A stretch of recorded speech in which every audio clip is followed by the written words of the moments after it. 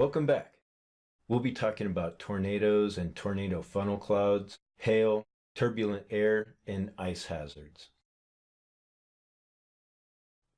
A tornado is a violently rotating column of air with ground contact, and it typically has a life cycle of anywhere from a few minutes to 90 minutes, and is considered the most intense of all atmospheric circulations.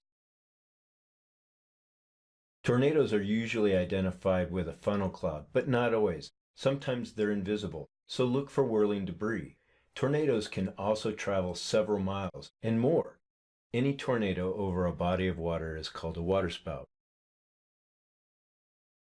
We have our tornado funnel cloud on the left, waterspout from there, firenado, and a dust devil. Next up, structural icing. This is frozen condensation, or another way to say it, supercooled water droplets that strike the airframe and freeze. There are two structural icing hazards. One, it disrupts the smooth flow of air. Another is that it increases the drag while decreasing the ability of the airfoil to create lift.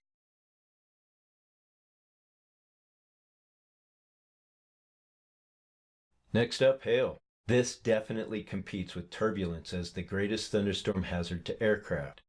Once a raindrop has frozen, more drops will latch onto it and freeze, and so the hail begins to grow, sometimes in a huge ball.